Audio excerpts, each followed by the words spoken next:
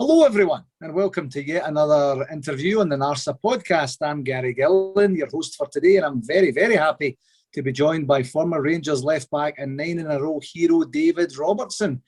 Davie enjoyed many highs and not too many lows in a light blue shirt, and now gets to take everything that he learned through to his own management role currently with Indian I-League side Real Kashmir. Davie, thanks very much for joining NARSA today. How are you doing, and how has COVID been affecting your life this past year? Well, it's great to be on the show, first and foremost, and thanks for the opportunity to come on. I think, like everybody else, it's been very difficult. At the end of last season, probably just when COVID started, I actually got locked in Kashmir, a war-torn region of India, with my wife and my son and a couple other UK coaches and players, and 49 days we were stuck before we were repatriated home by the UK government. Horrendous journey home. We got back and and like everybody else, you're stuck inside. And I mean, having been where I was quite happy being stuck at home, inside my own home surroundings, which was good. And then obviously you get the itchy feet again to go back on your journeys again, and I find myself back in India. And I actually got interviewed by a journalist, and the journalist says to me, he says, a few months ago you're pleading in newspapers to get yourself home because you're locked down, you can't get out, you're stuck in India, and now you're daft enough to go back again. So I am that daft person that's gone back again, and fortunate enough the league's done a decent enough job of putting us in a bubble. It's a different kind of season this year. Instead of playing each other twice home and away, you play each other once, and then it gets put into playoffs. The top six play against each other. But it's just been it's been a bit of a struggle, to be honest. We started the season off well, but I think when you lose a game or two, I think the players find it very hard in the bubble. We can't even go outside. You go 72 hours with no daylight and no sunshine, and I think it's beginning to tell. It's taking its toll on a lot of the players. So thankfully, 2 games left, and time to go home and get back to another lockdown at home. Hopefully not quite as severe as the one that you're dealing with right now. Yeah. Nice stuff. So let's go all the way back here, and if you could just, from an introduction perspective, just tell us a little bit about your early career and what took you into the Aberdeen first team, what that journey looked like, because you started relatively late in football terms, didn't you? Yeah, well, I didn't start playing football until I was probably 8 years old. My dad played amateur football, and he wanted me to get involved, and he'd take me down to the local park and try and get me kick a ball about, and I just didn't seem to be interested for some reason. And then Aberdeen beat Celtic in 1976 in the League Cup final. Davie Rob scored the winner. My dad took me down Union Street and into Pittodrie, the open top bus, and from that day on I was just hooked on football. And I think I've always been, people might not believe this, but I've always been a bit sort of lack confidence in my playing ability. And I think it was maybe when I did start to play, I tried to get in the primary school team, Inchgarth and Garth D, and I didn't make it. Luckily enough, someone, I think, was ill, or I couldn't make one of the games, and I got drafted in as a sub. I came on as a sub, and actually I think I got subbed off again. I was that bad. So that's always been in the back of my mind when I've played football, and I've always taken each game as it comes, and wherever I'm playing, it's an honour.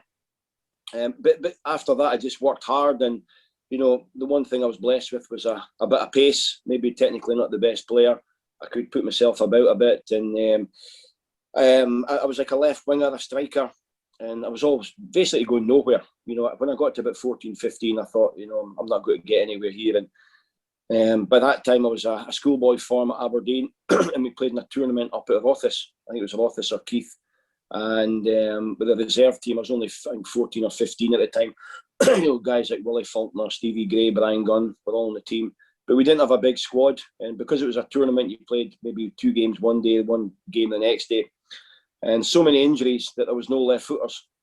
And Teddy Scott, the coach, says, we've got nobody to play left back. So because you're left footed, you're going to have to play left back. And I got man of the match that game and never looked back. So a bit of luck.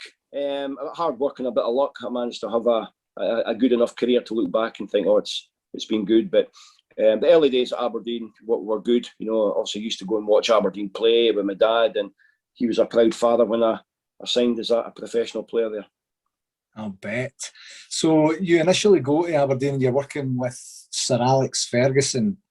And, you know, so for someone, as you'd say, admittedly, you've got a bit of a lack of confidence in your own ability, probably thinking, you know, insecurities and thinking you don't deserve to be where you are, or whatever else is going through your mind. How did Sir Alex, not Sir Alex at the time, but how did Alex Ferguson deal with that? Did he know? Did he nurture that? Did he help you out with that? I think he did. I think the one thing that I felt helped me was, even when I was a schoolboy, you'd go in and train in the school holidays, and you know, often you'd train with the first team, so you'd be training with like Sir Mark McGee and Willie Miller, Alton McLeish.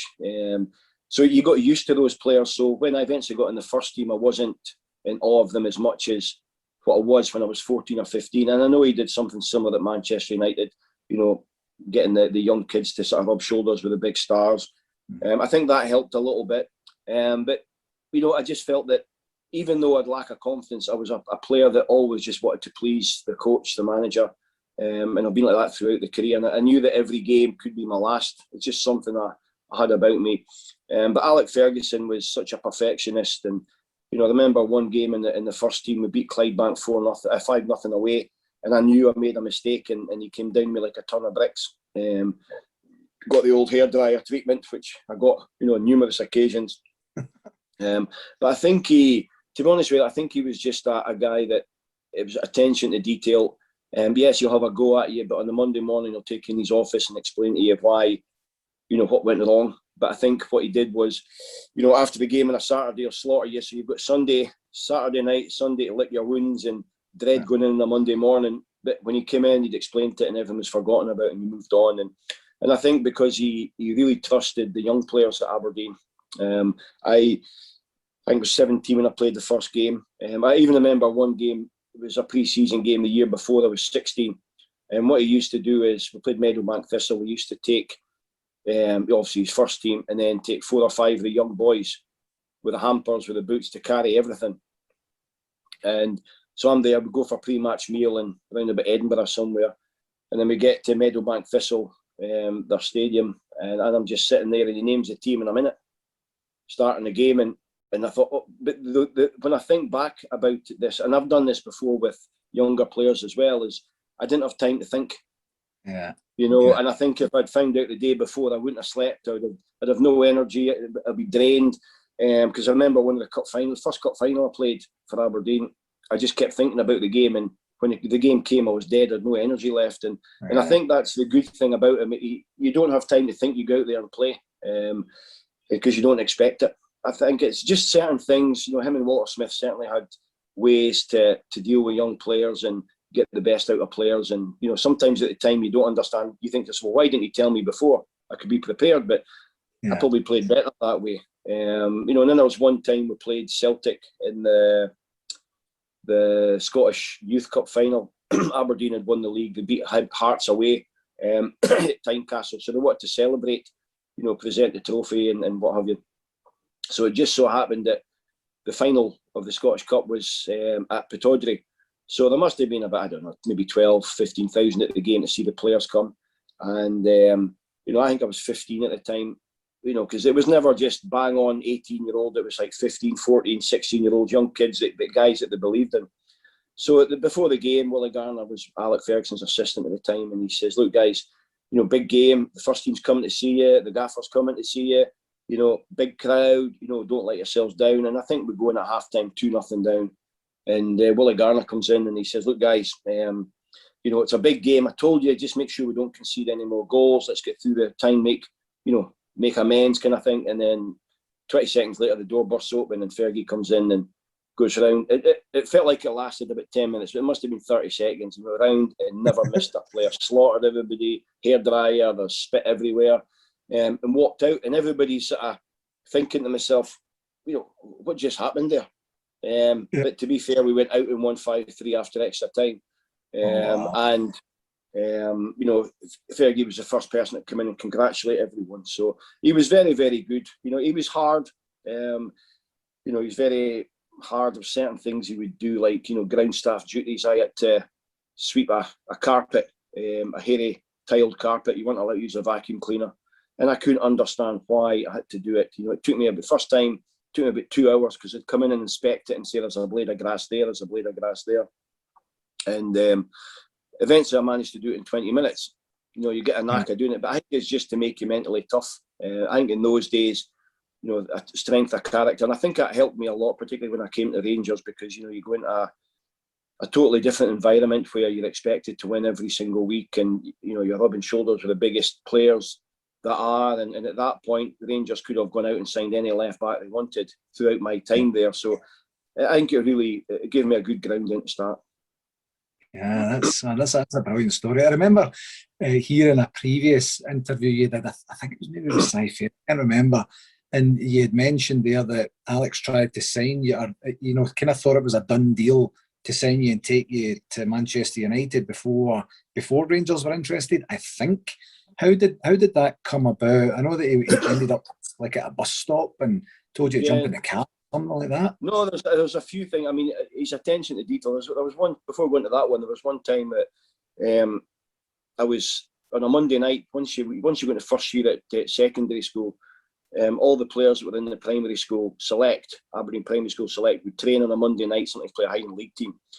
And I had to take 2 buses to get home. So I remember one night, he would watch the games, you know, on a Monday night. As I'm saying, he just wasn't the first team. He was in about everything, youth team and watching boys clubs all over Aberdeen. I was at the bus stop, must have been about 9 o'clock at night. And obviously I was a pretty shy person then. And, you know, Alex Ferguson. So he pulls up at the bus stop, takes me in the car, and he says, okay, I'll give you a lift home. He didn't even ask where I lived. And he took me straight to the door. Because he knew everything. And then the time about the Manchester United thing, I was going to, we played, I think it was the following year. I was in the first team at that point, and Fergie left maybe halfway through my first season in the first team. He obviously put me in the first team at the start.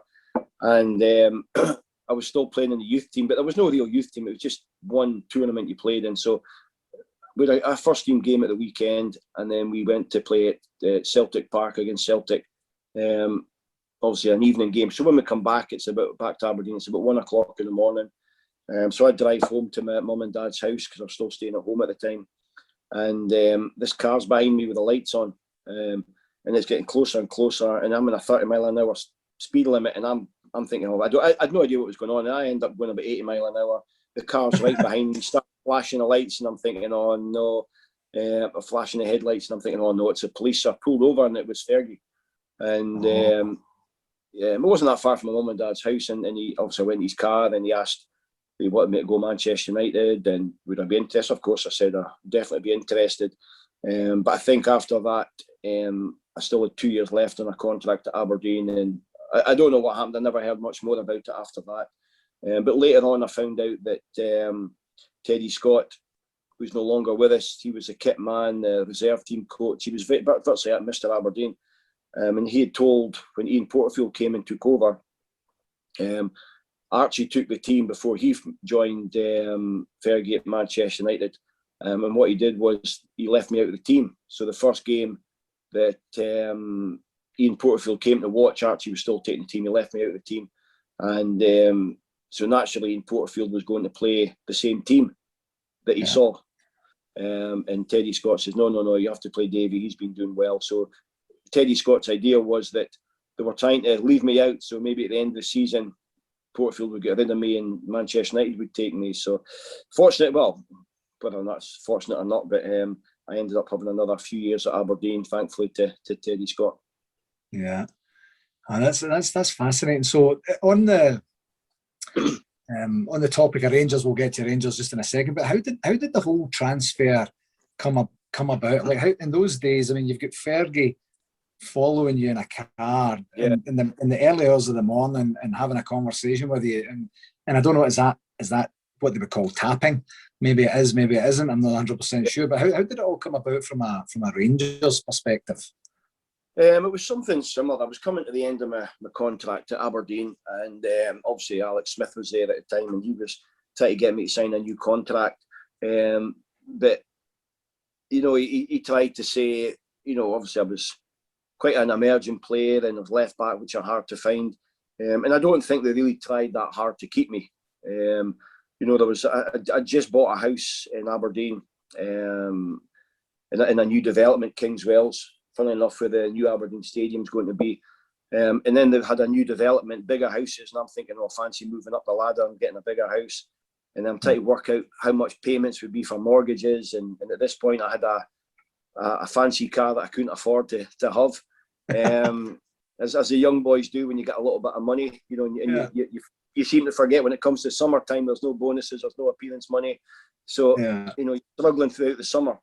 So anyway, I asked Aberdeen if I could have I was the only player that didn't have a sponsored car or a club car. And I was told that, no, I wasn't a big enough personality. And at that point, there was speculation in newspapers about all sorts of clubs interested, and I couldn't understand it, So eventually the penny dropped that they don't really want to keep me. Yeah. So, but Alex Smith, obviously, he did the manager and jockey Scott. They wanted to keep me, but I think obviously the board wanted to sort of cash in, and that I don't know whether they're trying to get me to stay for cheap. But anyway, so at that point, my agent, Jim MacArthur, he gets approached by Graham Souness at the time about going to Rangers. I was, I was Aston Villa, Sheffield United, I think Coventry, I was at Spurs. I was a few clubs that were sort of sniffing around a bit. But I think for me, one of the reasons for going to Rangers was the fact that I remember when the Manchester United thing came up when I was young. I felt I was too young. I'm moving further away from home, and in those days there was no mobile phones. There was none of that. So I felt I was maybe too young, and then I felt that going to Rangers is like you're still playing in the same league. You're obviously playing at a bigger club. You're going to be playing in Europe. You're going to be challenging to win things. It's only a couple of hours away from Aberdeen, so I felt it was a good option. But I remember. Jim, my agent, and Graham Souness, they sort of almost agreed that we were also sort of agreed that I was going to go to Rangers, and that was the season when it went to the last game of the season, the league decider game. I remember, yeah. So I remember I'm in the minibus with all the Aberdeen players going to Seaton Park. I think maybe Bulgownie to train, and on the way back, I'm in the back of my mind. I'm thinking end of season, I'm going to go to Rangers, blah blah blah. I remember coming back in the minibus, and on the radio it says breaking news from Ibrox: Graham Souness has left Rangers and gone to Liverpool. And you can imagine all the Aberdeen players are all jumping about and everything, because at that point we were gaining a bit of momentum. Yeah. And I'm the only person. I'm sitting with my head in my hands, thinking, "Oh no, what's happening now?" But to be fair, Walter Smith, shortly after that, I got in touch with Jim and said, "Okay, the deal's still on." And I think maybe 5 or 6 days before we played that league decider, I met Walter Smith in, I think it was a Stonehaven car park or Dunblane or somewhere, and shook hands to go to Rangers. And then that game on the Saturday was my last ever game for Aberdeen. Wow! So here's a fun factoid for you. I was at that game, the league decider, and I don't remember. I didn't do my research 100% properly, but I must have been at your Ibrox debut as well, because I was going to all the games at that particular point. So I seen your last game for Aberdeen, and then I seen your first game and subsequent a bunch of subsequent games, obviously for Rangers at the time. And if someone had said, at that particular time, after your last game, after that day, which must have been pretty devastating for you, or mixed emotions maybe even. But if somebody had said, like, Gary, in 30 years' time, almost 30 years' time, you're going to interview Davie Robertson, and you're going to do it from Calgary in Canada, and he's going to be in India. I thought they were smoking crack or something like that. You never believe that. No. I remember that was the last game, and but that day, the club deck was just getting done. I think they were starting the club deck, so the dressing rooms were in porter cabins, and I'll never forget the noise, because in the porter cabins you heard it, and you could hear everybody stamping their feet and obviously singing all the songs, and and it was the most intimidating atmosphere ever. And I'm not saying we were beat before the game started, but I think Alex Smith changed the way we played. From going 4-3-3, went 4-4-2. We had a couple of chances early on, but as soon as Big Mark Hateley scored, remember we didn't have Snelders. Michael Watt was in goals, and I think Mark Hateley terrorised Aberdeen that day. And it turned out, obviously, I knew before it would be my last game, but it's weird because a lot of people have asked me, because I knew I was going to Rangers, but when I play 90 minutes, it doesn't matter who I play for, I'll give 110%. And, even when we're 2-0 down, I'm still bombing up, trying to get a goal and trying to get something 5 minutes to go. And I probably didn't even think at the time. And then I remember walking off back to the porter cabin, and the first person I saw was Ian Ferguson with a scarf around his head, and everybody celebrating and the atmosphere. And I was disappointed we lost, but at the same time, I was a little bit excited, that thinking I'm going to be here next year. Yeah, and I remember you saying at one point, you obviously had mentioned earlier that you and your dad used to go to the Aberdeen games as a kid, and that's a proud moment for any father being able to take his son. But that caused a wee bit of hassle at home when you decided to sign for Rangers? Well, I know my brother was 12 years younger than myself, and he got bullied at school. He was still at primary school. He got bullied at school, pushed downstairs. He had a real hard time. And because you went to Rangers? Yeah. Oh, wow. He had a real hard time, and I remember my dad's car got scratched outside his house, and I didn't realise at the time that not what I was doing, but the effect it would have on my family. But they got through it. I think my dad he wasn't exactly disappointed. He was sort of trying to push me. Why don't you go to this club and that club? And even the early part of Rangers, I felt that he sort of supported me, but he never really said much about it. He used to come. It must have been hard. He used to come to all the Rangers games to watch his son play, and it wasn't until maybe 6 months later he said, son, he says, that's the best thing you've ever done, the best decision you've ever made, and even to this day he still says the same thing, and it meant a lot to me when he said that. I mean, he'd come and watch every game. Him and my brother would come down, and it's weird because I obviously have done that in autobiography. I didn't realise this, that when after that I signed for Rangers and I left to go to Leeds, he never went back to Pittodrie. He never went to another Aberdeen game. Although my brother, he's a dying old Aberdeen fan, it must have been hard for me. He used to come to watch his big brother play for Rangers at Ibrox, go in the players' lounge and everything, yet he was an Aberdeen supporter, so it must have been pretty tough for him.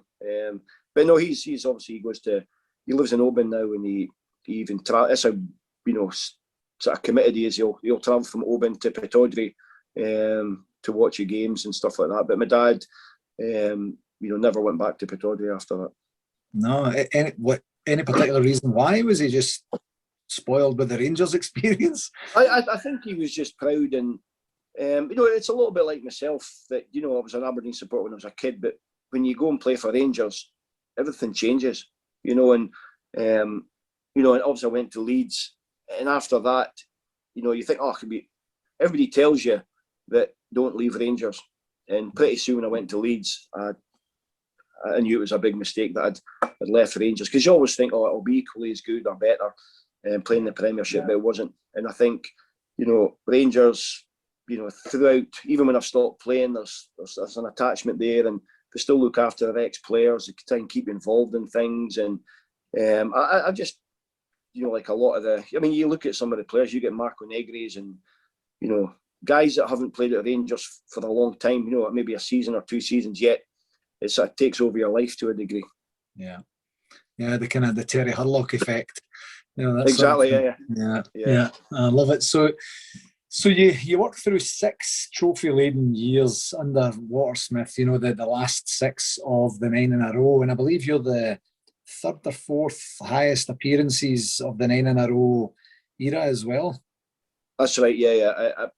And again, it was, I used to play through some injuries, and later on it all caught up with me when I got to Leeds United.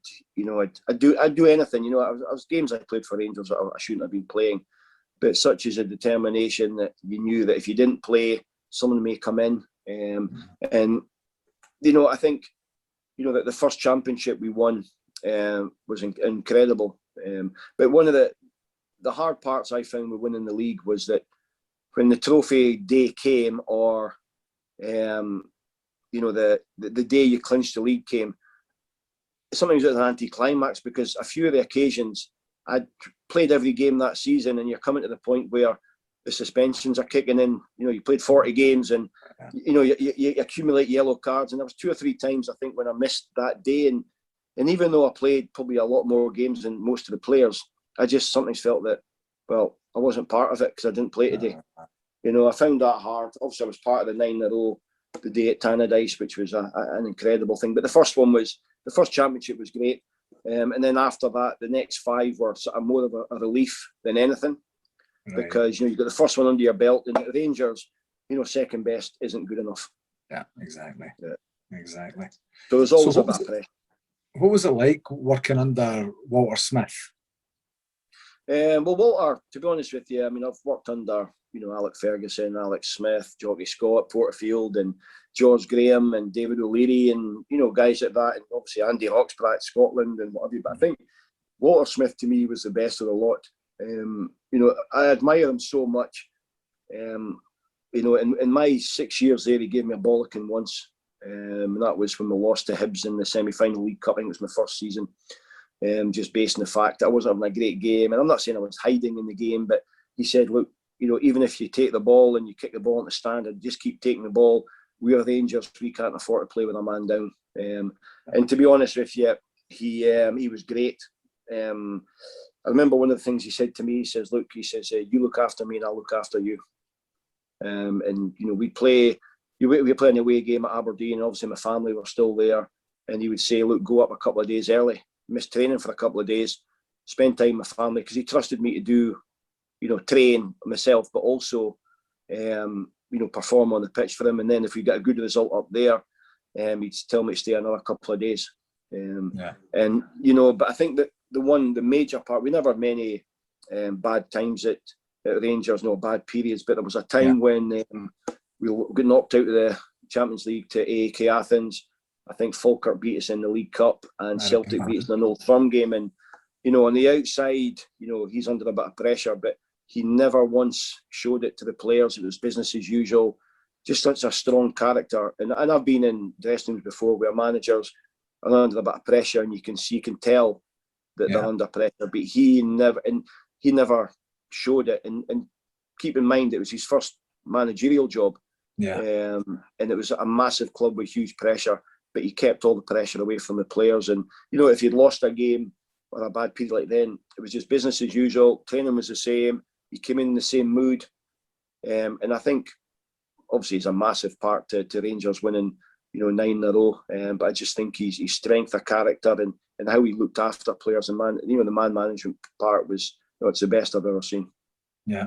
Do you think maybe in some way, I know you were a bit worried about maybe losing your starting spot, but do you think in some way that also compelled you to play games that you maybe shouldn't have played in, just out of sheer loyalty to him?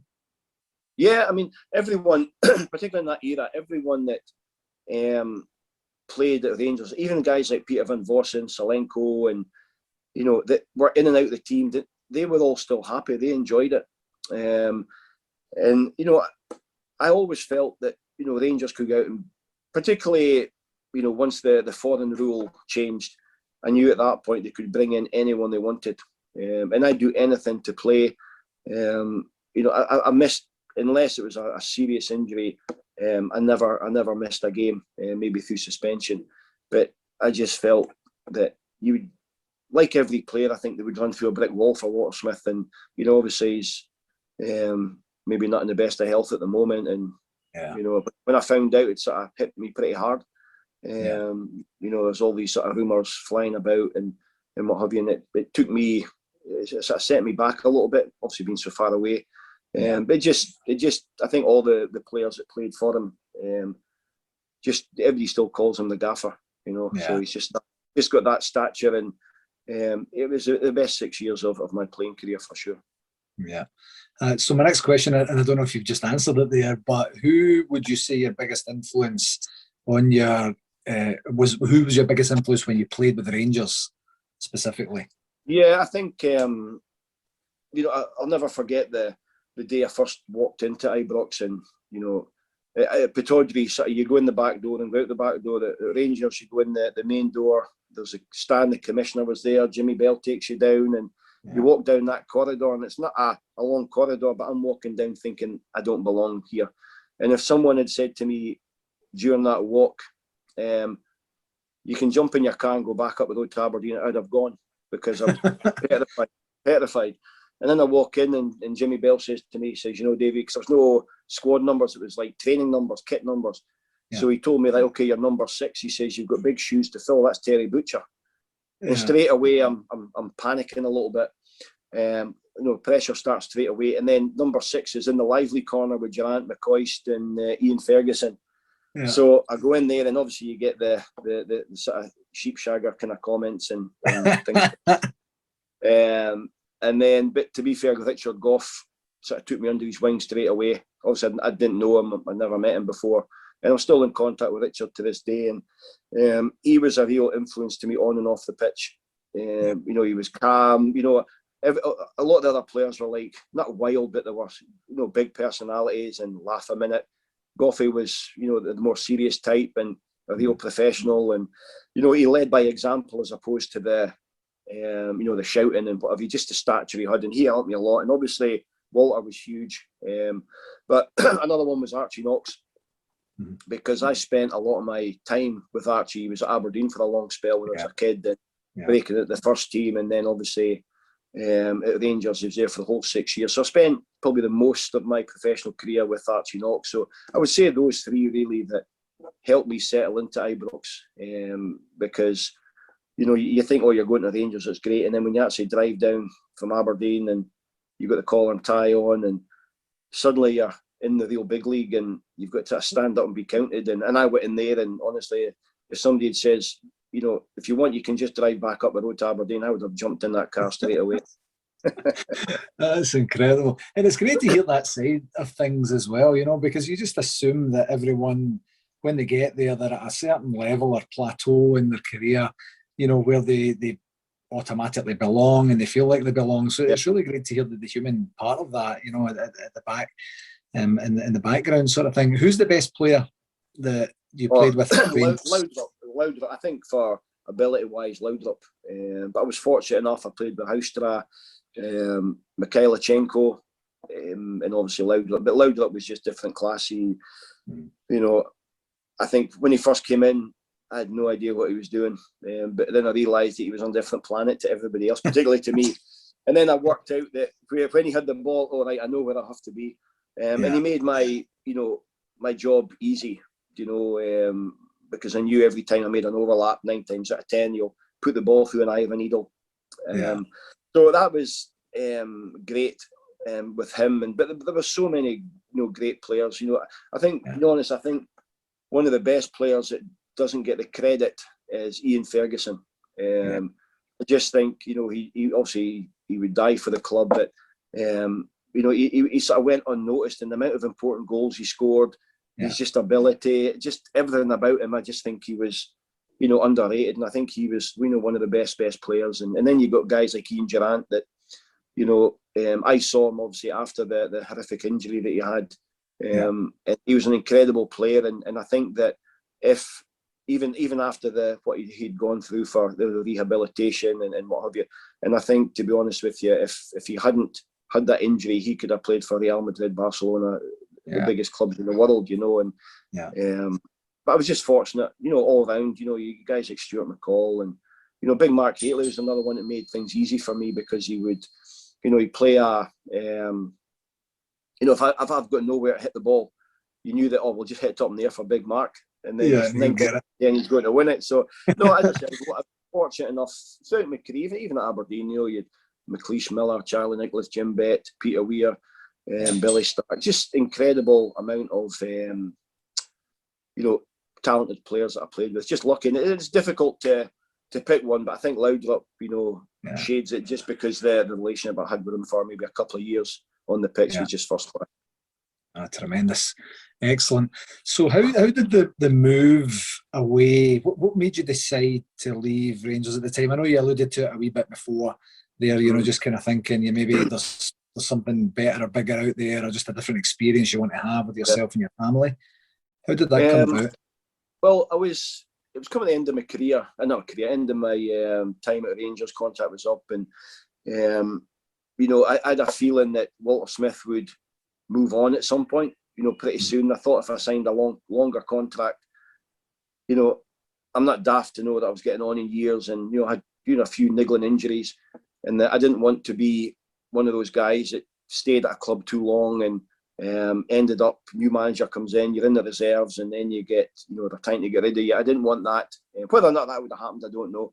And then plus, that was 11 years that had been played in Scotland. And, you play each other 4 times plus cup games, and there's only so many times you can play against Maurice Malpass and Jim McInally and John Robertson, before you think, you see them in your sleep. And I thought at 27, 28, it might have been a chance to sort of move on. So, during that season, it was around about the time the Bosman rule sort of changed, that, if you moved to England, it was a transfer fee. And if you moved abroad, it was, it's a free transfer. Yeah. So I remember one time that I was so close to signing for Inter Milan during the last season. Everything was agreed, but unfortunately, Roy Hodgson got sacked before it actually. I think he drew a game and he was told that he's not allowed to sign any more players, and then the next game I think they lost or something, so that was that dead. And then I was fortunate enough because I couldn't believe it really. I had offers from a few clubs in Italy. I had Atletico Madrid, and it was quite exciting.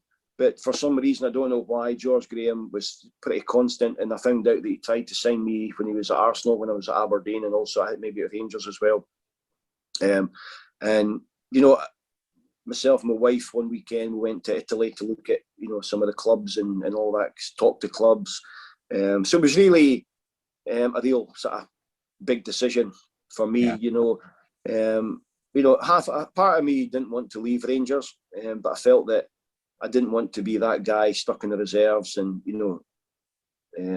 I think I would have found that very, very. My confidence would have totally been shattered. So I ended up meeting George Graham and signed, and that was it. And shortly after that, I realised that I wish I'd never gone. I mean, when I got there, it was the day Rangers, when we won the league. It was the last game against Hearts at Tynecastle, and I didn't go to the game. I went down to sign for Leeds and get a medical, because it was a small transfer fee at the time, and Rangers got a little bit of money for me, and I went into I had no issues with knees or anything like that, and then I got an MRI and I get told that I've got an issue with I think it was a left knee, had no cruciate ligament. So seemingly a few years prior it snapped and I didn't know, and I played for 5 years, but as soon as I knew, I developed a limp and my knee became sore. It was just amazing. And then I think when I was at Rangers, even for pre-season training, I had to have an injection to get through pre-season training. Yet, for 5 years I played not even knowing. But as soon as I knew, it became an issue. And I think one of the issues at Leeds United as well was the fact that I was probably only ever 70% fit to play. And then when you're playing against Arsenal, Manchester United, and the top clubs in England, you have to be at your best. And I was probably only 70% fit. Yeah, and so from a Leeds perspective, so George Graham, in my memory anyway, was never renowned for attacking, flowing football and entertaining. It was always quite defensive. Like during the transfer process, and you get to meet him, your game is, the powerful left back going forward, contributing to attack when you can, and things like that. Was that ever discussed? And was there any assurances given to say, we're going to be able to accommodate you? How in depth are those conversations? No, I think he just made me feel very welcome, and he showed when I met with him, to agree a deal and obviously find out about how they play and what have you. And George was fantastic. He was brilliant, and I don't know if it was a good sales pitch, I don't know, but whatever it was, it certainly worked. But to be fair, at the same time, he could have, when I got the medical done, I had a 4-year contract, and obviously with a pretty good deal, and he didn't once say no. The deal stood, even though he knew that he was taking on a potential liability. So I owe him for that, because he could have, pulled the plug on it, and then I was stuck. Where was I going? Yeah. You go from going to be playing the Premiership, coming for Rangers, to basically no club wanting you.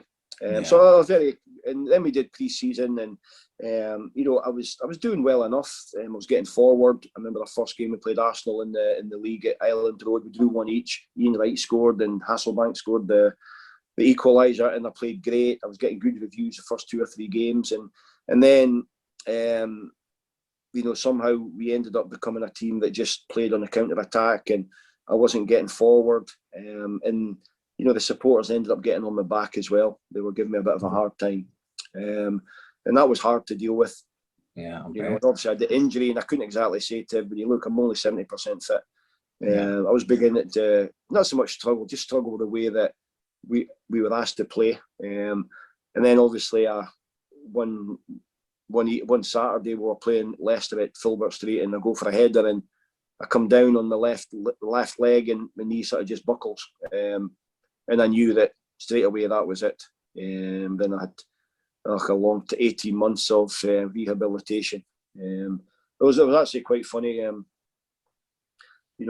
I often tell the story to the team about, you have to make sure the players are heavily motivated. And I was going through a bit of a hard time at Leeds, and the supporters were getting on my back, and I would look at newspapers and to get some kind of encouragement, because George Graham wasn't the type of player, coach manager that would say, "Oh, come on, Davie, you're doing well," and there was none of that in those days. So I used to look at the Yorkshire Evening Post after a game, and they give you the marks out of 10. Yeah. And if I had a bad game, it would go like Nigel Martin 8, Gary Kelly 9, Davie Robertson 4, Lucas Radeby 8, and if I had a good game, I'd get a 5. Oh wow! So I used to look at those things, because I was hanging on to something, because obviously I told you earlier on that I wasn't the most confident guy. Yeah. So then one day we're playing West Ham at Elland Road in a Sky game, and George Graham takes me in the office, and I don't know why. In the morning of the game, we came in for a little loosener. I don't know why he said it, and I don't understand the logic behind it, how you would say this to someone. But he says, I'd played every game up until then, and he says to me, Davie, I was going to drop you tonight, but I'm going to have to play because Gunnar Haller's injured. And I'm thinking, oh, great. So I go back. So I go home. Obviously, you go back home, and I got to lie in my bed. Obviously, players go to sleep in that. And so I was back home in my house, and I'm staring at the ceiling thinking, I've got a game on Sky TV tonight, live on Sky, playing for a team that the manager doesn't even want me to play in. Yeah. Mr. Motivate, eh? Oh, no. And I'll never forget I'm dreading it. And the pitch was like wet. And I remember looking at the scoreboard, and I see the clock, and it's 6 minutes gone. I haven't touched the ball. And I'm thinking, oh no, I hope I don't, when I get the ball, I hope I don't screw it up.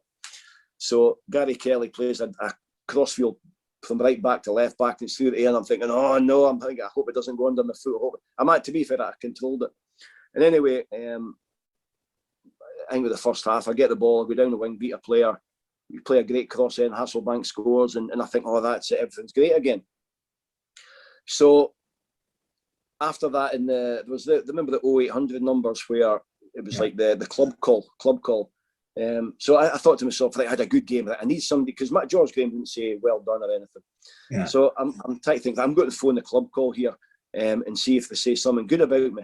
So I call it up, and he says, and Leeds United beat West Ham tonight 3-1. And the first goal or second goal came when Davie Robertson, who was booed throughout the game, put the ball in the thing. And I'm thinking, oh, I can't get anybody to say well done or anything.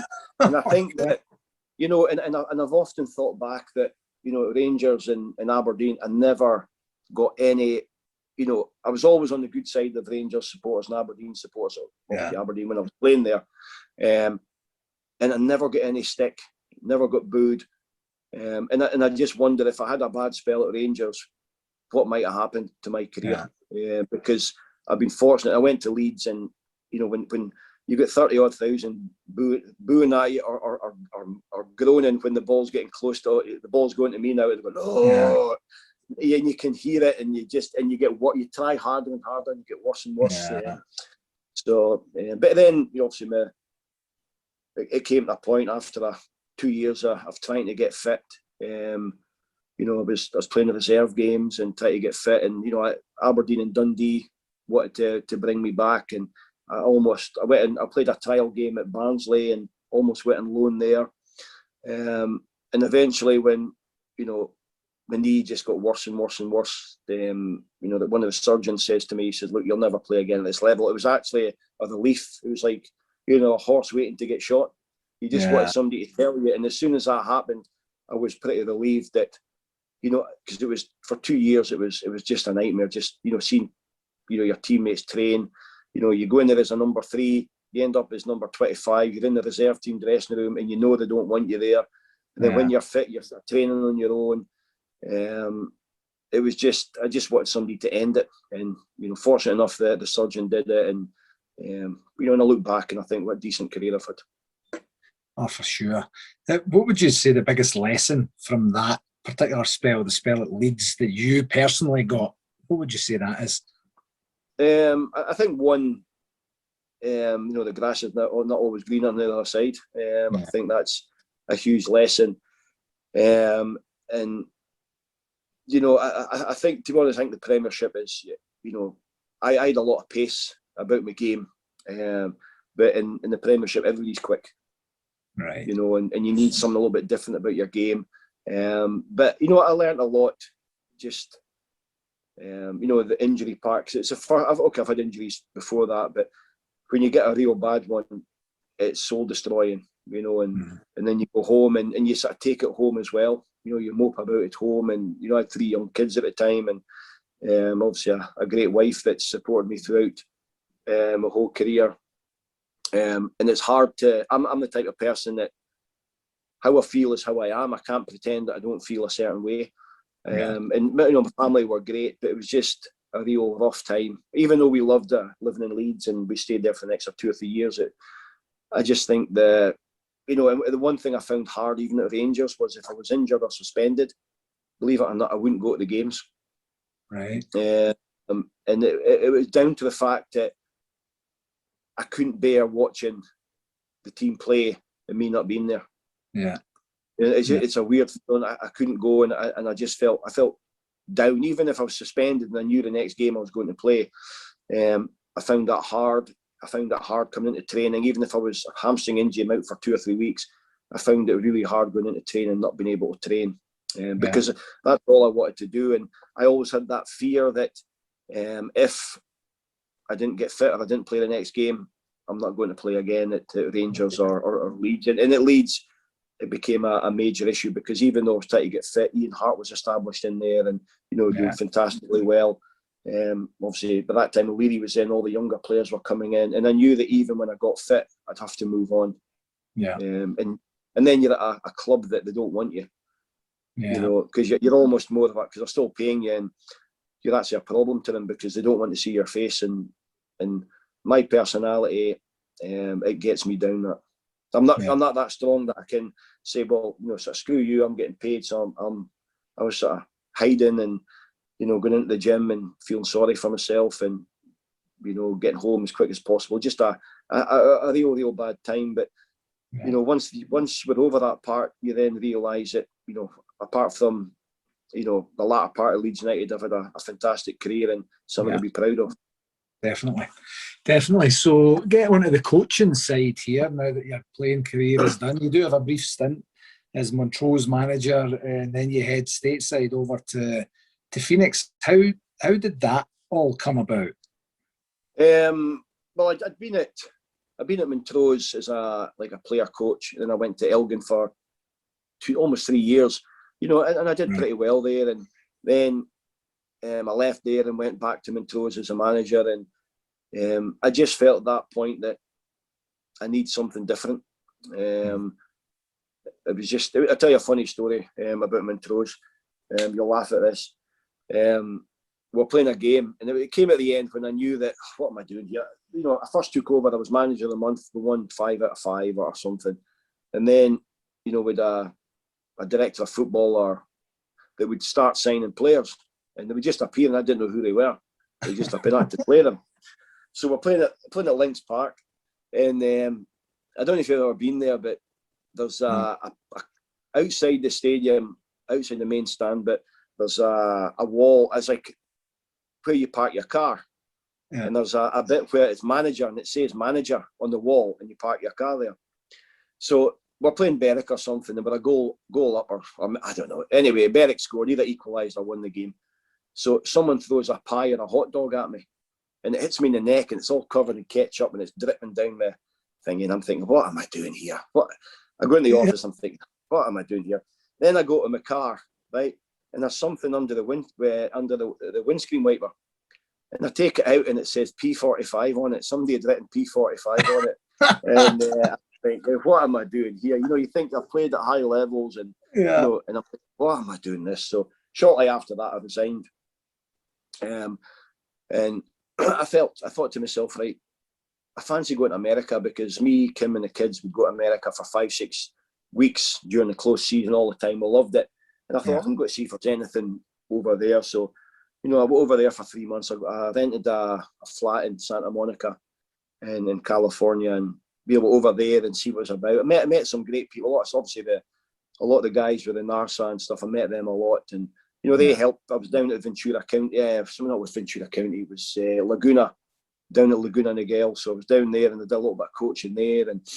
And then by chance, because Bobby Clark was one of my coaches as a young kid, I knew that he was at Notre Dame. So I reached out to him, and I went and stayed with him for a week, watched him do his coaching and what have you.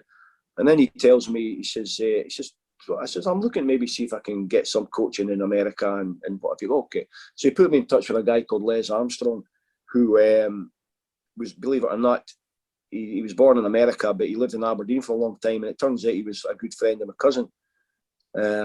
So he invited me down there, and lo and behold, Ali Maxwell was, he was working there as well. So we hit it off, and I ended up all moving to Arizona. Shortly after, Ali and Les, they moved to a rival club. So before I knew it, I was running the whole club. I go there to coach, you know, living the dream, nice house with a swimming pool, a bit of coaching on the side, and then end up, before you know it, I'm running the whole club. And I did that for 9 years.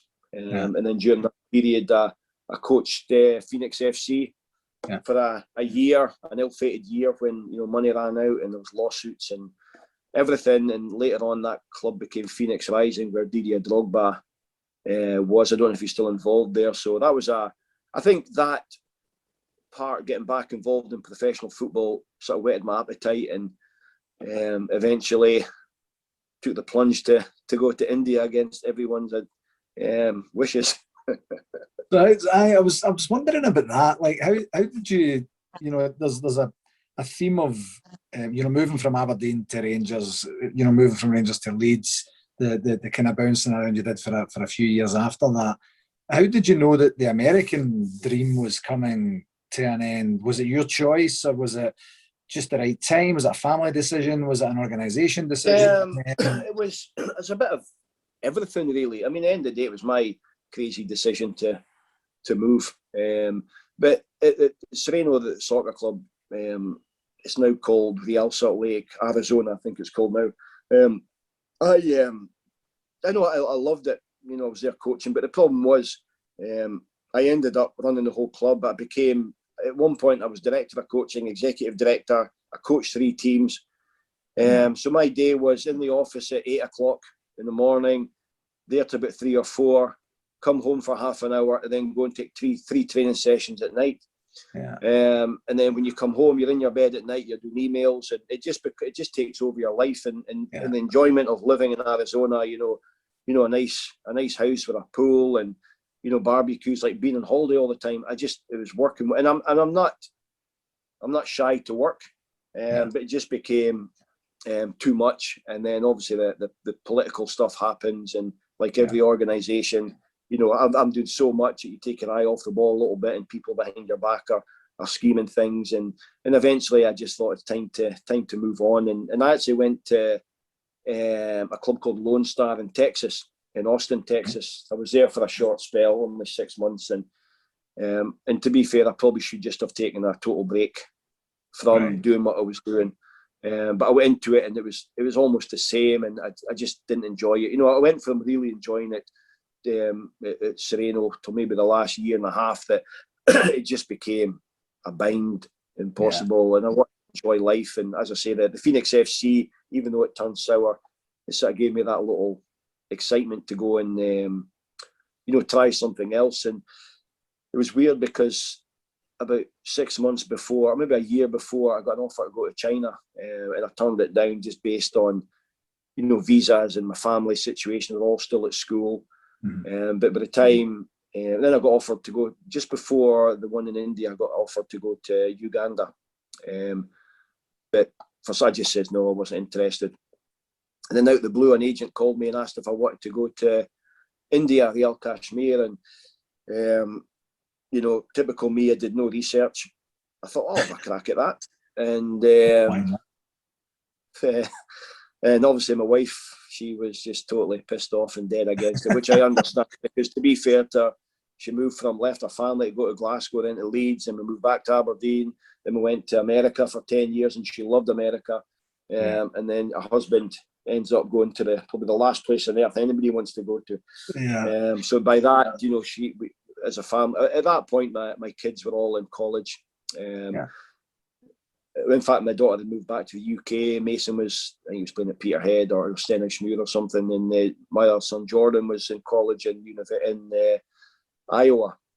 So I took the plunge, and I was actually home in Phoenix when I broke the news to Kim. And she thought, you're not actually going. I think she genuinely thought that I'm not actually going to go. And I did. I got on that flight.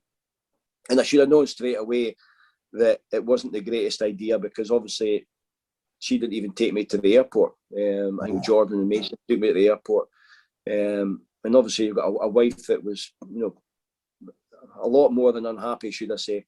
And I actually left Phoenix at Sky Harbor on a Friday, and I got a flight from, I think it was Phoenix to Chicago or Detroit or somewhere. And that flight's about 5 hours. Then I had a 12-hour layover and took a 14-hour flight to Doha. This was all over New Year's Eve. And then I had an 8-hour layover in Doha. Then I had a 5-hour flight to Delhi. Another 12-hour flight layover in Delhi. Then got an hour and a half flight to Srinagar in Kashmir. I left on a Friday, arrived on the Monday. And when I arrived in Srinagar airport, oh my God, it was like the end of the world. It was like, it was bleak, it was dull, because I thought everywhere in India was hot. But no, and I arrived in the winter time, and you know, there was this, you know, the Indian Army are there with guns everywhere, and it was just you come out of the airport, and there's, you know, cows and sheep and donkeys and you know, mayhem, cars everywhere. And I thought, what am I doing here? And when I get to the hotel, it's not the hotel I was told it was going to be. No internet, so I can't call home, no electricity. It was horrendous, to be honest, at the start. And then here you are, what's that, just over 4 years now you've been 4 years, yeah.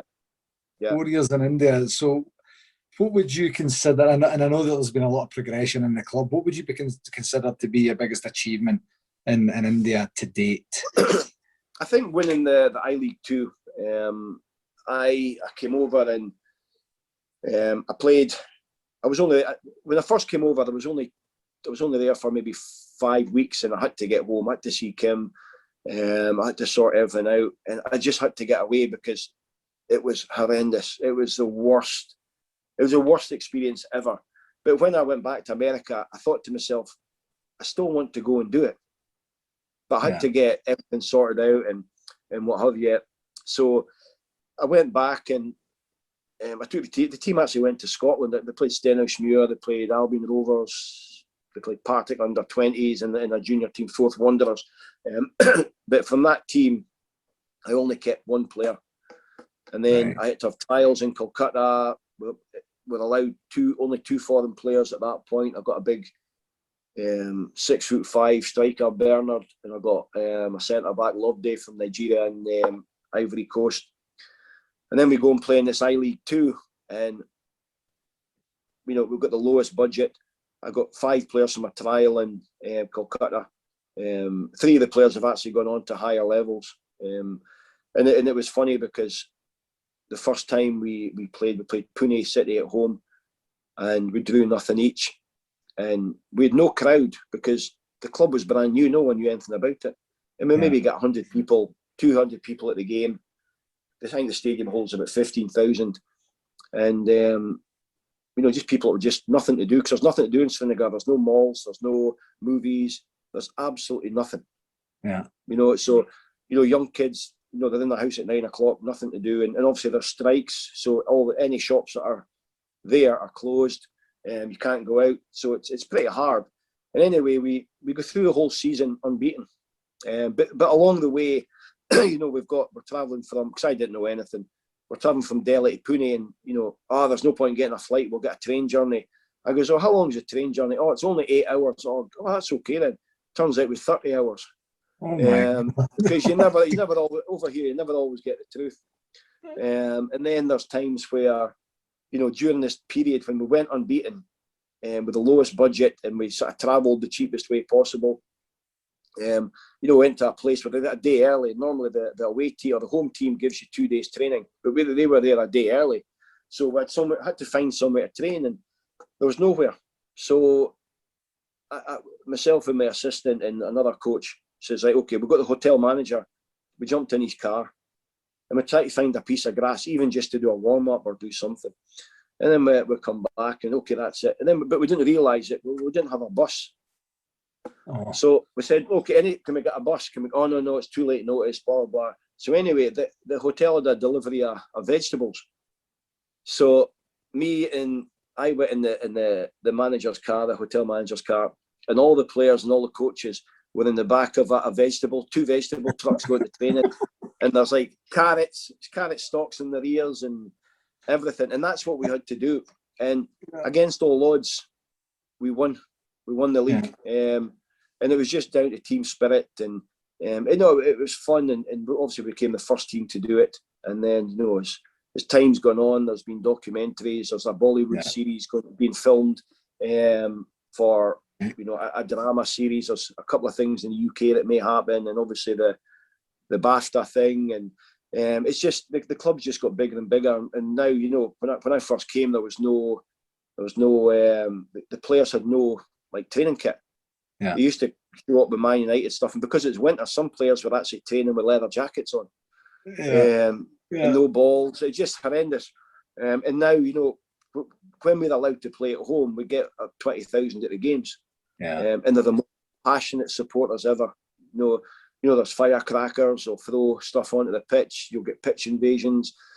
Just an incredible atmosphere. And now, obviously, we're the only club in India that's sponsored by Adidas.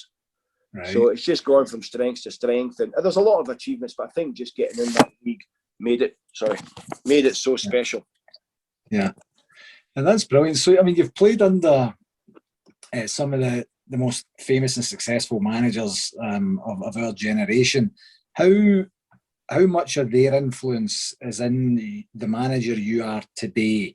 You've had quite the managerial journey and coaching journey and football operations journey. But from the Ferguson to the Smith to the two Smiths, I guess you could say, to the George Graham and even O'Leary and things like that. Have you purposefully taken bits of them or subconsciously taken bits of them? I think the main one's Walter Smith, just based on the fact that what I'm very good at is creating a real good team spirit, a happy environment, and a team that will work for each other. Even in tough times, they'll come through it. And to be honest, we've had a lot of tough times here. But I'll never forget, I remember on the first flight to India, obviously I didn't know where I was going. And I actually thought to myself on the plane, I'm going, you know what, I'll be okay here. I've got the experience of playing for Alex Ferguson, Walter Smith, Alex Smith, George Graham, Andy Roxford, all these kind of guys. And as soon as I hit India, I thought, well, man, they've never experienced anything like this. You know, on the pitch, you know, obviously there's an influence. You know, I think there's obviously, I'm quite big on discipline to a degree, but I think the team spirit's massive, encouraging players, and so I think that's one of the strengths that I've taken. But you know, honestly, what I've had to deal with in the last 4 years, no manager in the world has ever had to deal with it. You know, I was one time, we've got a kit man, and he says to me, he says, Coach, I'm going to take the balls home. I'm going to wash them. I says, oh, that's great. Next day he comes in and he says, Coach, you don't need balls today, do you? And I goes, well, he says, well, I've forgotten to take them, you know. Or then there's times where, you know, there's one game we played, this is probably my first season in the I-League when we won promotion. We were actually going to win. We were very, very close to winning the league in the first year. But there was a suicide bomb attack. A suicide bomb attack, and it was quite funny because we were due to play Minerva Punjab. We were waiting to play Minerva Punjab, and the Minerva owner didn't directly say that he's not going to play, but hinted he wasn't coming. Right. So we had to prepare as normal. Obviously, a bit like that Scotland's Estonia when the team didn't show up. We had to do that. In typical in India, they didn't show up, so we were thought, oh well, we're going to get 3 points. But then the owner of Minerva put a court order in, and it was declared at that point. It was declared, obviously, the game was void. And then they waited and waited and waited until we couldn't win the league. And because we couldn't play that game, the next game was the real decider against East Bengal. If we'd won that, would have a right good chance to win the league. But we had to play it in a neutral stadium because it wasn't safe to go to Kashmir. You know, so normally when you know, like managers and players that, you know, you lose a game because maybe you didn't play well, tactics are wrong or whatever, or, you know, you don't win leagues because of certain things. But I've had to deal with, you know, like bomb attacks and, you know, not being able to train, or you'll go to train. What happens is you'll give the team a day off, and then you get a call that night and say, oh, there's no training tomorrow, there's a strike.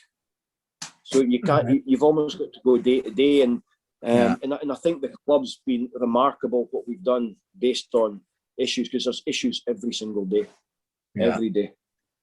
I'll bet that must be a tremendous grounding for whatever's going to come your way in the future. So right now, when we're chatting here, this is for me Thursday, the 18th of March for you, Friday, the 19th of March for your time zone. We're 3 games into the kind of shortened season playoffs, as you mentioned a wee bit earlier. First 3 games haven't gone exactly to plan. A couple of defeats and a draw as well. 2 games left. How is it? Is it just still points accumulation that you're looking for? Is there a chance that anything good's going to come? Well, no, there's not a lot we can start play for now. The points carry on. So obviously there was the first set of games were 10 games, and we were unbeaten in the first 9. In India, India can be, you know, it's a strangest league ever. Every year, you know, come the end of the season, as a team is second, close to the end of the season, the team second could still get relegated. It's so close because teams, they just beat each other. We played the early part of the season. We won the IFA Shield, like a national competition, which was a great achievement. So we played 5 games there, won every game. Then we went into the league. The first 9 games we went unbeaten, and then we played Mohammedan Sporting, and they had a player sent off, which we found difficult to deal with for some reason. And anyway, you know, I think in India, when your luck's out, your luck's out. And this guy, Manzi, Spanish player, hits a shot 10 yards inside his own half and scores. And then they hang on and beat us 1-0. Then we go and play the team that's maybe 3 points ahead of us in the league. They're like the favourites. They were the favourites to win the league. And we lose a goal. One of our Afghani captain makes a mistake. Lose a goal. We come back 1 each. And in the dying minutes, in injury time, we lose a goal as we're pushing forward. So that happens. And then, you know, unfortunately, I'm banned for 4 games. I got a little ban for them. I think it was, it wasn't exactly how it was perceived. I've got to be careful what I say. But unfortunately, I got a ban. So, the last 2 games, I haven't been at the game. And I think the players found it hard, particularly in the first game with me not being there. We lost 3-1. And then the last game, we drew 1 each against one of the better teams. We've got 2 games left. And I think it's just a case of looking at some of the players for next season. Because of the way the season's been, it's been very difficult to, because every game's so important, it's very difficult to, blood some of the players. It's been very difficult, to see if players can do it. So I think we're okay. I mean, we just got to see the season out and plan again for next season. Yeah. And you mentioned earlier there the documentaries and the BAFTA and the other, I didn't know about the Bollywood stuff. Is there also a book coming on the back of all the Indian journey? Or have I got my facts wrong? Well, it's an autobiography. Alistair Aird approached me when I got home from the 49-day lockdown and asked if I'd be interested in doing a book. And I think because everything was on hold, it's probably a good time to do it. And it's been great. Alistair's been fantastic. The amount of detail. I mean, I learned things about myself I didn't know, and he was telling me about goals I scored in a tournament, under-18 tournament in Viareggio that I can't even remember the tournament. So it's actually been great. Just an autobiography, and obviously it's at the end part is the crazy stories of India, which there's so many to mention. And I actually got a book sent here. I think the book is, I think you can order it on Amazon, I think, at the moment, but I think on the 29th, I think it's maybe for sale, or it's published, or basically it's for sale on the 29th of March. And I've got a copy sent here, and that, I've read, some of the chapters in it, and the Indian thing is just, it's even I'm laughing, and I'm actually thinking to myself, I can't believe that I've actually lasted that long. But it's 4.5 years now, and I was talking to Sandeep, our owner, last night, and because it's because of the pandemic and all that stuff, and he's going to meet me a couple of days when season's finished. I'll stay here the next couple of days, and we'll plan for next season. So it's an ongoing process, and it's obviously at some point I'd like to coach in Scotland, but it's a real emotional attachment. I think I'd find it hard not being here. But at some point that day will come, whether it's my decision or the club's decision. I'm not daft enough. I'm not stupid enough to think that that'll never change, because that's football.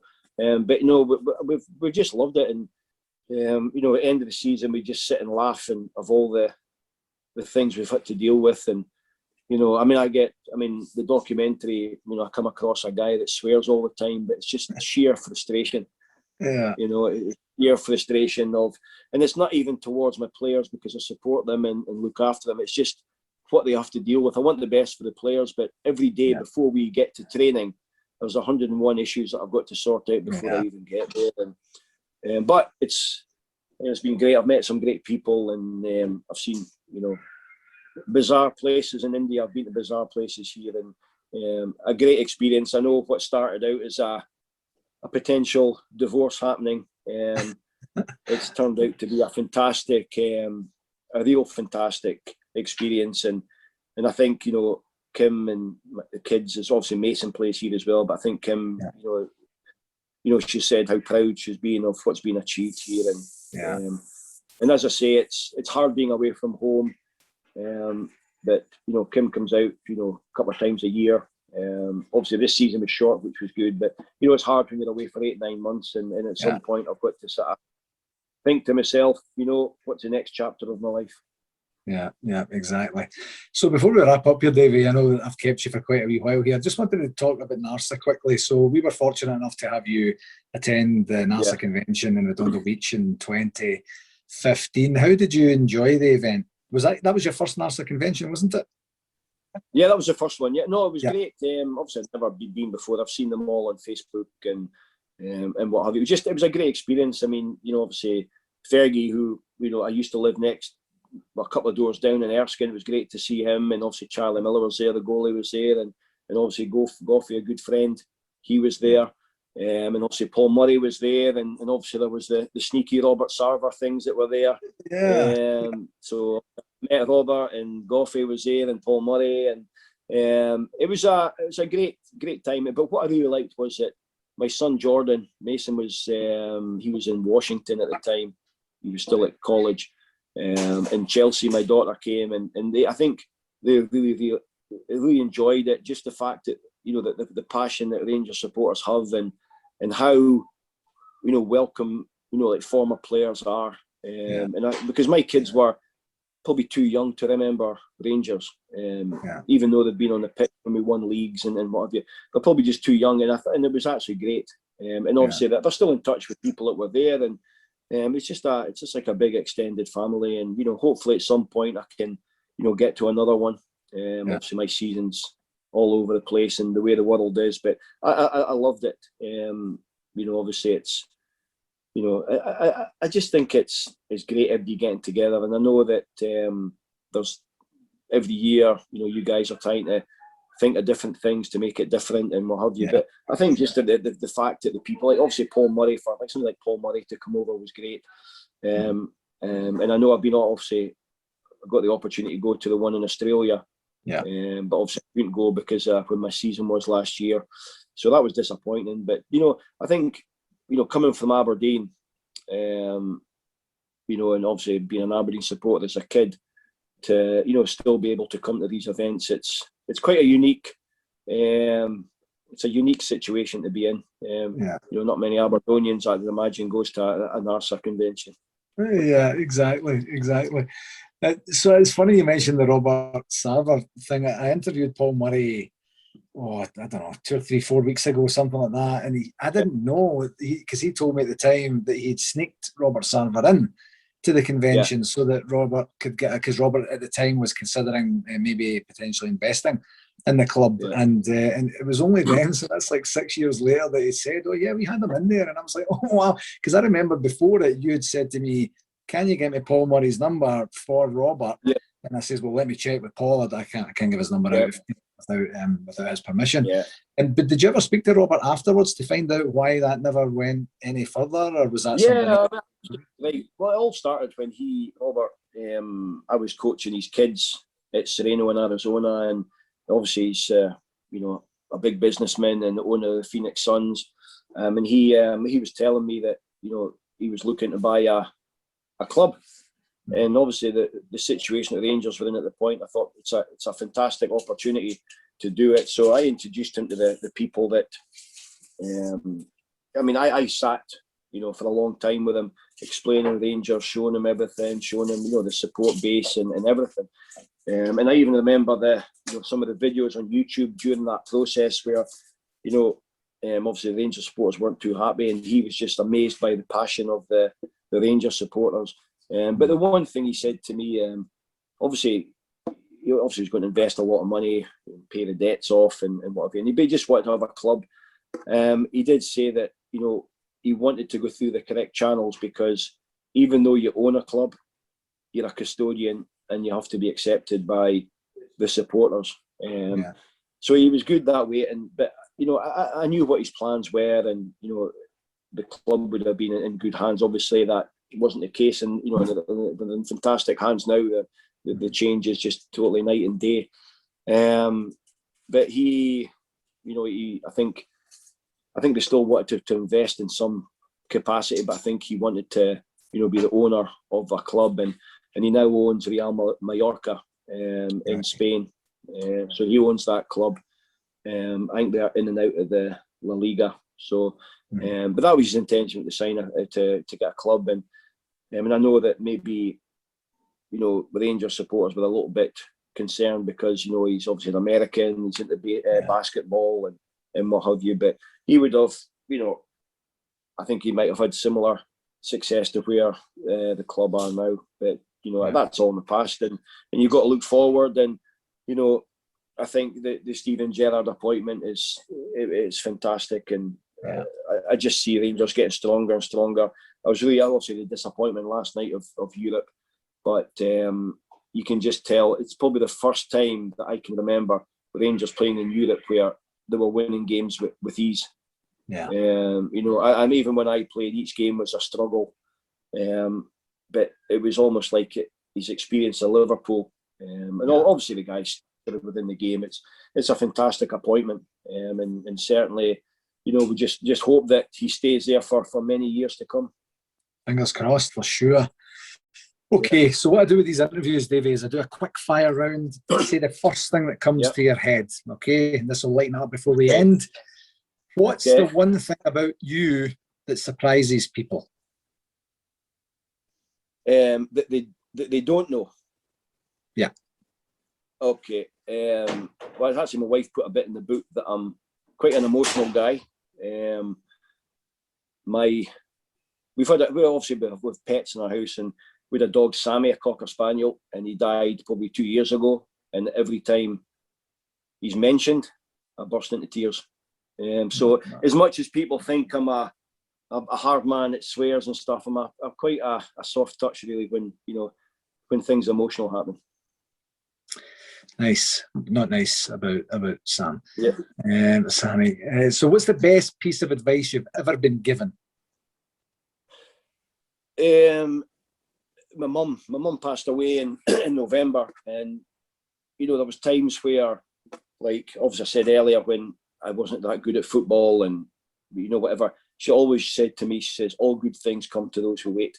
And it's come true, because I can get frustrated if things aren't going my way, and that's what she said, all good things come to those who wait. And as I say, my life has been fantastic, family, football career, just everything. It's been a great journey, and I owe a lot of it to my mum and dad. Nice, excellent. What's your favourite song? I probably shouldn't say this. I probably won't. Probably the first. I remember, to be honest with you, I got interviewed the Rangers News, or the programme, when I first came in, and obviously I had no idea about certain things.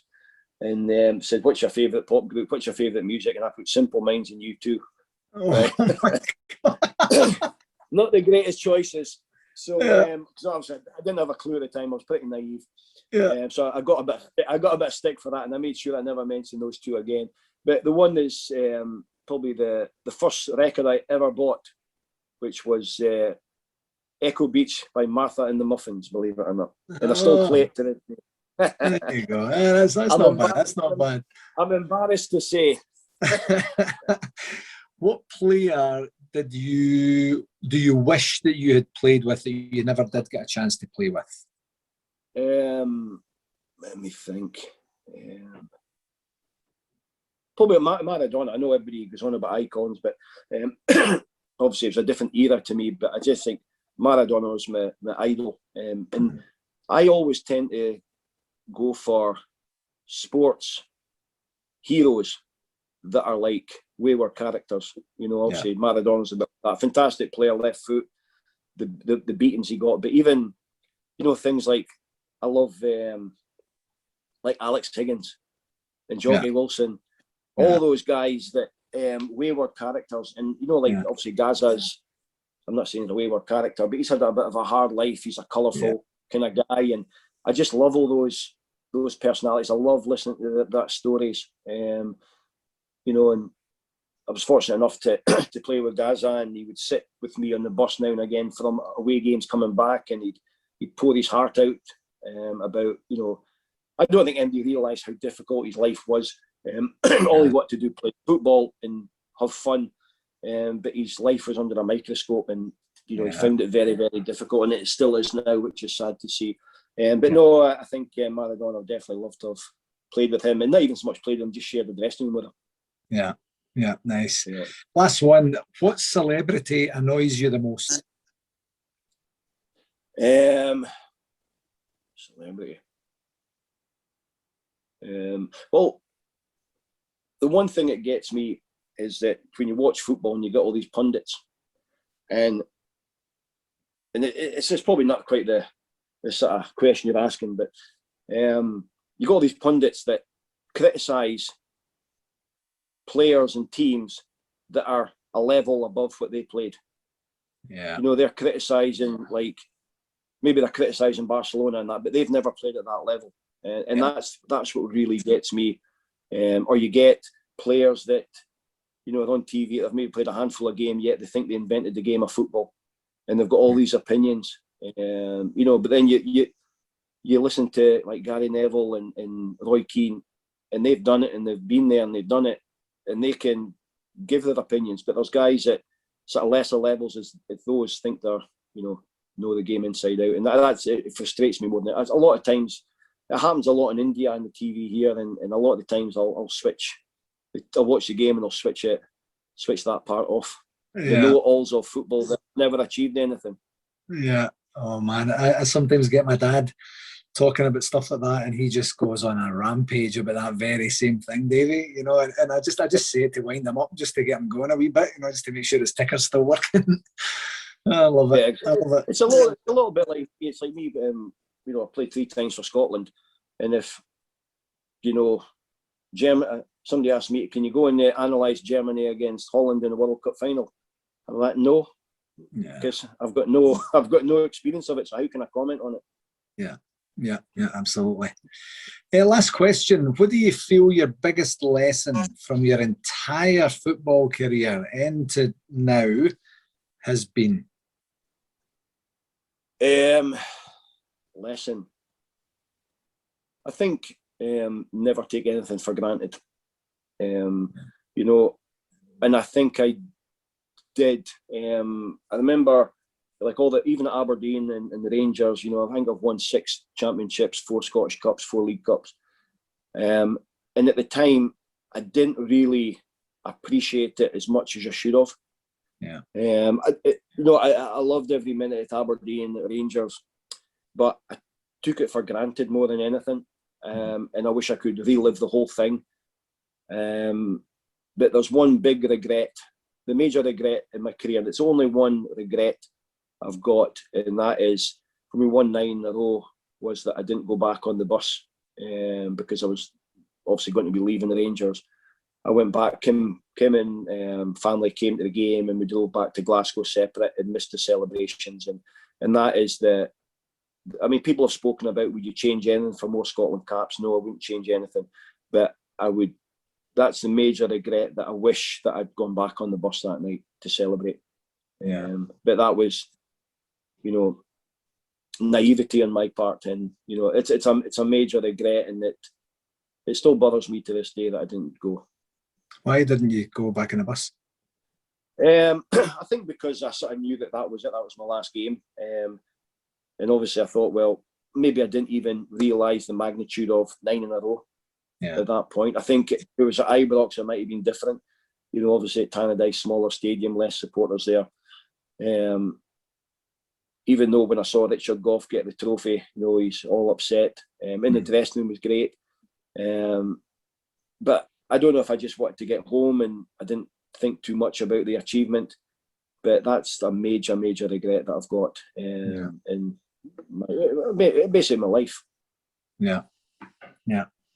Well, that's too bad.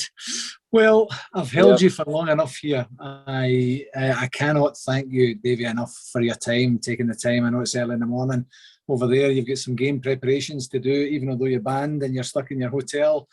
I've thoroughly enjoyed the chat, and hopefully we'll get a chance to chat again, and hopefully we'll see you at a future NARSA convention at some point when it's convenient for you to be there. Yeah, that would be great. I'd love that. Perfect.